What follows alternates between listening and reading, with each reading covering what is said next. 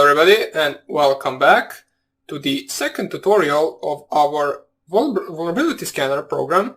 So right now what we did by now, we coded the main function, and right now we are left to code the return banner function and the check once function.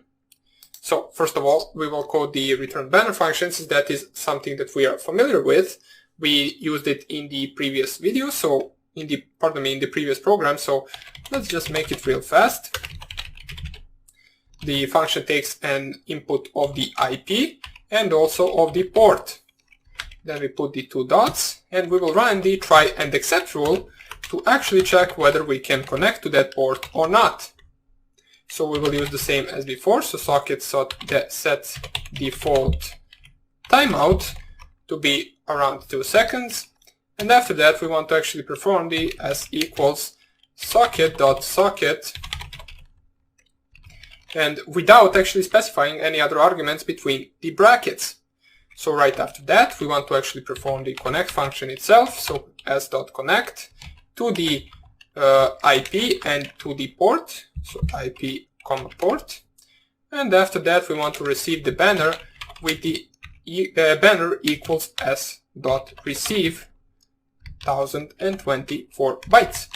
So after that all we want to do is just press return banner, and in the accept rule we want to just return. So this is the function that we already coded before. There is not too much to explain, it is same as before, so let us continue with our check vulnerabilities function. So def check once, which takes an input of banner and file name, so let me just check it right here, so banner and file name.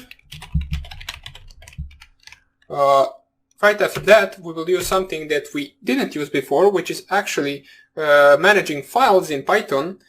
In order to open a file in Python you basically need a variable which will be the file descriptor, and you need to just type open. In the brackets you need to specify the file name, which in our case it is just a variable file name, and after that you need to specify the mode in which you want to open the file in. Now there are three available modes. One of them is read, the other one is write, and the third one is append. So you can specify all of those three with a simple one letter, which is W for write, R for read, and A for the append. In our case we only want to read from the file, since we want to read and compare the contents of the file with the contents of banner that we received from the scan. So we will just specify double quotes open and close, and then between them the R for read. Then you close the brackets, and that is how you open a file in Python. Now we want to actually read from that file, but we want to read line by line, since we specified the vulnerability.txt file to actually have vulnerable software that are separated by each line. So let me just show you. If I just save this in a second, and here I have vulnerabilities.txt. If I nano the vulnerabilities.txt, here I have some gibberish, and in a third line I have the actual software that is running on Metasploitable 2 on port 22, so the SSH port. And we will then compare each line with the banner that we received from the open ports, and if they are equal, or basically if we find this to be in some kind of a banner, we will print that the software is actually invulnerable, and we will print it to the screen. So let us close this and nano back to our polscan.py. And now we want to use a loop which will basically say for line in file.readlines, open and close brackets. This is a function that we use to read line by line, and we will store each line in a variable that we named just line simply.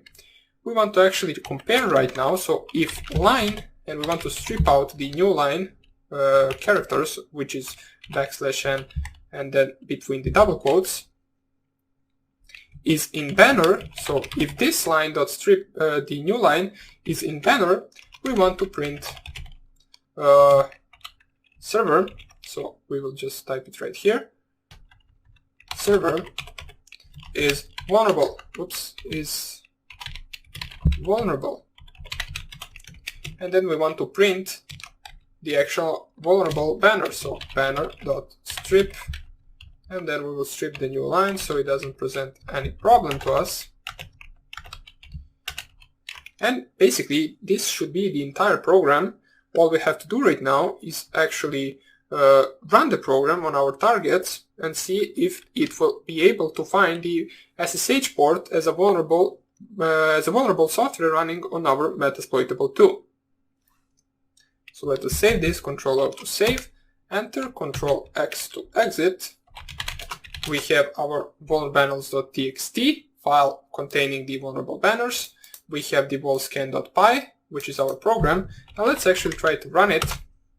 And it gives us the usage. Since we specified it wrongly, we need to specify the name of the file with the command. So we will specify it like this, vulscan.py, and then vulnbanners.txt.